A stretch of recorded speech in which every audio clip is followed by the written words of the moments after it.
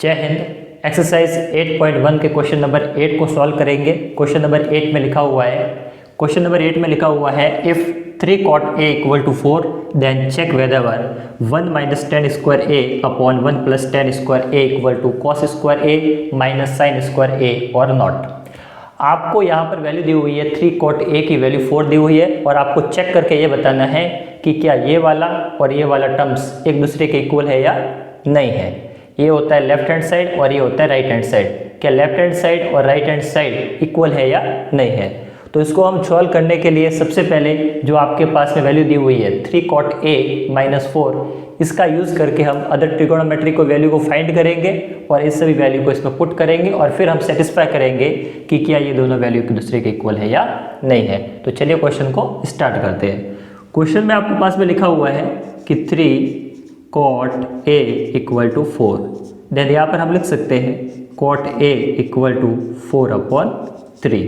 आई hope यहाँ तक बात आपको समझ में आ चुकी होगी। अब हम इसका कंपेयर कहाँ से करेंगे, आपको पता ही होगा।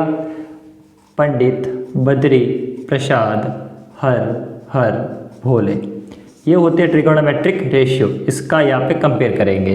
यहाँ पर cot a की वैल्यू फाइंड करनी है हमें। तो यहाँ पर हो जाएगा sine theta, cos theta, tan theta और कॉट थीटा।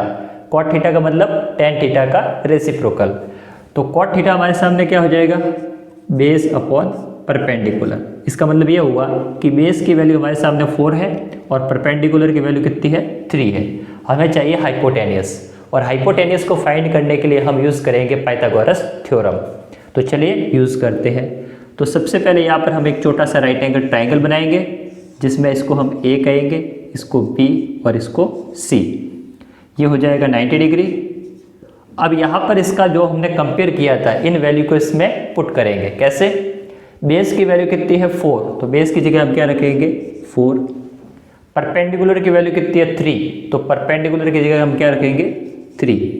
अब हमारे सामने केवल एक हाइपोटेनियस को फाइंड करना है। तो हाइपोटेनियस को हम पाइथागोरस के थ्योरम के द्वारा आसानी से फाइंड कर सकते हैं। तो यहाँ पर हम लिखेंगे पाइथागोरस थ्योरम। पाइथागोरस थ्योरम का यूज़ कर रहे हैं। तो पाइथागोरस थ्योरम क्या होती है, hypotenuse square is equal to perpendicular square plus base square. तो hypotenuse is equal to root of perpendicular हमारे सामने कितना है 3 है, तो यहाँ पर हो जाएगा 3 का स्क्वायर प्लस बेस हमारे सामने कितना है 4, तो 4 का स्क्वायर। इसको जगह आगे और सॉल्व करें तो 3 का स्क्वायर कितना हो जाएगा 9 और 4 का कितना हो जाएगा 16। तो hypotenuse is equal to root of 25 and 25 को जब रूट से बाहर निकालेंगे तो हाइपोटेनियस की वैल्यू हमारे सामने कितनी हो जाएगी 5।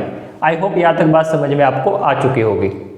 अब हमारे सामने हाइपोटेनियस कितना है 5, बेस कितना है 4 और परपेंडिकुलर कितना है 3। तो यहाँ पर हम एक साइड में लिख लेते हैं कि हमारे पास में जो परपेंडिकुलर है वो कितना है 3, बेस कितना है हमारे सामने, बेस है हमारे सामने 4 और हाइपोटेनियस हमारे सामने कितना है 5। ये तीनों हमने वैल्यू को फाइंड कर चुके हैं। अब हमें चेक करना है कि क्या ये दोनों वैल्यू भी बराबर है या नहीं है। तो चलिए स्टार्ट करते हैं। तो सबसे पहले हम लिखेंगे यहाँ पर 1 minus tan square A upon 1 plus tan square A is equal to लिखा हुआ है cos square A minus sine square A. अब इस वाले में से हम लेफ्ट हैंड साइड को सबसे पहले लेंगे। तो लेफ्ट हैंड साइड में लिखा हुआ है 1 minus tan square A upon 1 plus tan square A. अब देखिए ज़रा, यहाँ पर लिखा हुआ है 1, तो यहाँ पर हम लिखेंगे 1 और यहाँ पर लिखा हुआ है टेन स्क्वायर ए, मतलब टेन की वैल्यू चाहिए।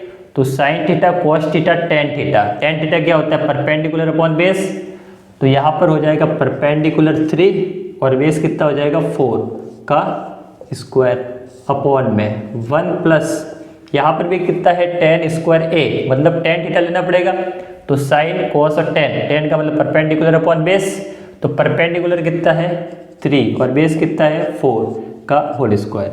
अब इसको जब हम आगे सॉल्व करेंगे तो ये हो जाएगा 1 माइनस 3 का स्क्वायर कितना होता है 9, 4 का कितना होता है 16 अपॉन में। इसको सॉल्व करेंगे तो 1 प्लस 9/16। इसको जब और आगे सॉल्व करेंगे तो ऐसे हम ले लेंगे तो 16 हो जाएगा, और 16 माइनस 9 अपॉन में यहाँ से भी ऐसे हम लेंगे तो 16, और ये 16 प्लस 9, 16 कैंसिल आउट हो जाएगा।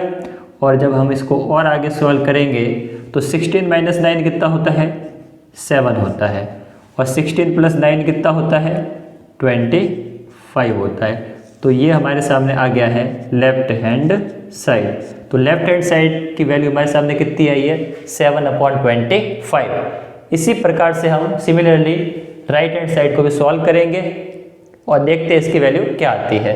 तो अब यहाँ पर हम लिखेंगे राइट हैंड साइड। तो राइट हैंड साइड में जो आपके सामने लिखा हुआ है वो है cos square A minus sine square A. तो देखिए cos का मतलब sine theta cos theta, cos theta का मतलब होता है बेस अपॉन हाइपोटेनियस। तो बेस हमारे सामने कितना है, 4 अपॉन हाइपोटेनियस कितना है, 5 का स्क्वायर माइनस साइन थीटा का मतलब क्या होता है, साइन थीटा का मतलब होता है परपेंडिकुलर अपॉन हाइपोटेनियस। तो परपेंडिकुलर कितना है, 3 अपॉन हाइपोटेनियस कितना है, 5 का स्क्वायर। इसको अब सॉल्व करते हैं आगे। 4 का स्क्वायर कितना होता है, 16, 4 का स्क्वायर कितना होता है 16, और 5 का कितना होता है 25, माइनस 3 का स्क्वायर कितना होता है 9, 5 का स्क्वायर कितना होता है 25। आगे और सॉल्व करें तो ऐसे में कितना हो जाएगा इसका 25, यहाँ पर बचेगा 16 माइनस 9, और 16 में से 9 का कितना बचा 7 अपॉन में 25। तो ये वैल्यू हमारे सामने आई है राइट हैंड साइड। तो अगर कंपेयर किया जाए तो left hand side equal to right hand side, इसका मतलब ये हुआ कि ये दोनों वैल्यू एक दूसरे के क्या है, इक्वल है। तो यहाँ पर हम लिख लेंगे कि right hand side is equal to left hand side. तो जो क्वेश्चन में लिखा हुआ है कि 1 minus tan square A upon 1 plus tan square A is always equal to cos square A minus sine square A.